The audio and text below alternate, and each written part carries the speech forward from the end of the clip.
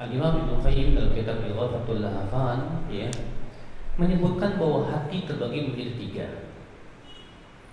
Yang pertama qalbun hayy atau qalbun sahih, yaitu hati yang hidup atau hati yang sehat. Ya. Yang kedua yang disebut dengan qalbun mayyit, yaitu hati yang mati.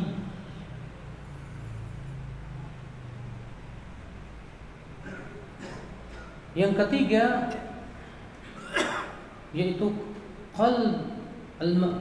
qalbun marid, yaitu hati yang sakit. Ya, hati yang apa? Ya, hati yang sakit. Siapa itu hati yang sehat, Pak? Hati yang sehat itu seperti badan yang sehat. Coba Pak, kalau kita sedang sehat, penyakit yang masuknya terasa Pak. Kalau Bapak lagi sehat, tiba-tiba flu atau pilek, rasanya gimana Pak? Pusing kepala, badan gak enak, bahkan terkadang kita merasa panas dingin, kan gitu Pak. Kenapa? Karena kita tadinya sehat. Ketika ada sakit masuk ke badan kita, langsung terasa gak enak. Demikian pula hati yang sehat itu bisa merasakan sakitnya maksiat. Orang yang hatinya sehat, ketika ada maksiat masuk ke dalam hatinya, menyebabkan galau, ya, gelisah, tidak tenang.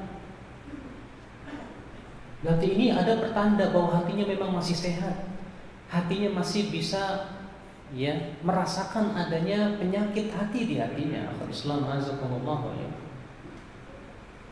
Maka ini hati yang sehat.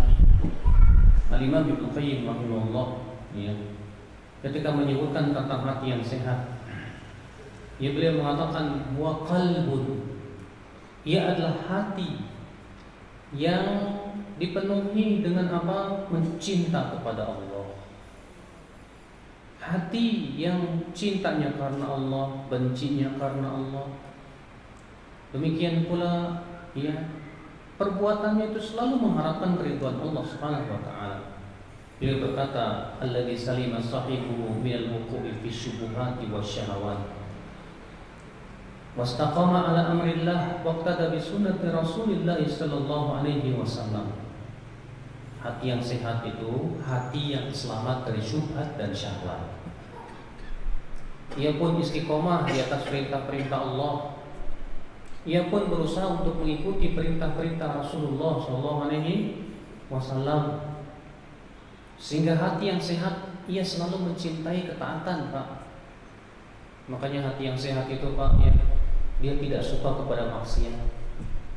Di saat ia melihat maksiat, ia mengingkari hatinya itu. Di saat ia melihat taat, ia senang kepadanya. Bahkan ia selalu berlomba-lomba dalam kebaikan. Kenapa? Karena hatinya dipenuhi dengan cinta kepada iman dan Islam. Hatinya dipenuhi dengan mengharapkan keridhaan Allah Rabbul Izzati wal Jalalah.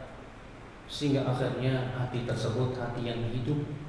Bahkan Pak, hati semakin hidup, semakin sehat, semakin bening, ia diberikan oleh Allah firasat yang sangat kuat sekali. Hati semakin bening, semakin diberikan oleh Allah pemahaman yang sangat dalam sekali. Makanya lihatlah para sahabat, orang yang paling bening hatinya, makanya pemahaman mereka paling dalam. Lihatlah para ulama, mereka orang yang paling bening hatinya, maka mereka orang yang sangat faqih dalam agama. Dengan kebeningan hati itulah ya akhwat Islam, dibukakan pintu-pintu ilmu kepada dia. Assalamualaikum warahmatullahi wabarakatuh. Alhamdulillah wassalatu wassalamu ala Rasulillah wa man tabi'ahum bi ihsanin ila yaumil qiyamah, amma ba'd. Wa minal ma'lum bahwasanya membaca Al-Qur'an fadluhu 'azim. Keutamaannya sangat besar. Dan ini adalah silah penghubung antara seorang hamba dengan Rabbnya Allah Azza wa Jalla.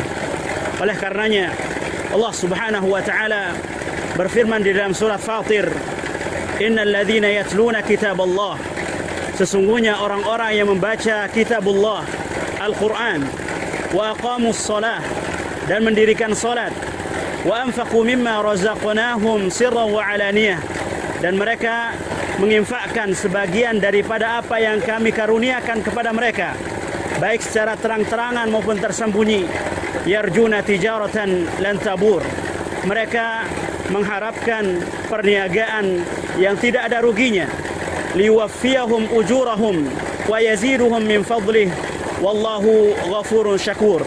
Kala Allah Subhanahu wa taala akan menyempurnakan ganjaran bagi mereka, dan Allah Subhanahu wa taala akan menambahkan dari karunia-Nya.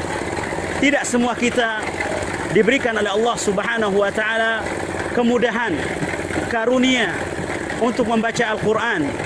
Ada orang-orang yang tidak bisa membaca Al-Quran, namun Allah Subhanahu wa taala masih memberikan mereka kesempatan untuk menggapai pahala seperti orang-orang yang membaca Al-Quran, seperti orang-orang yang menghafal Al-Quran.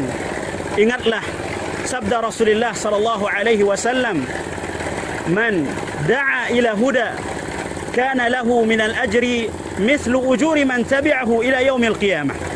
Barang siapa yang memberi petunjuk kepada kebaikan, maka baginya pahala seperti orang-orang yang melakukannya sampai hari kiamat, duna yanqusa min ujurihim syai'a, tanpa mengurangi sedikit pun pahala orang-orang yang melakukannya.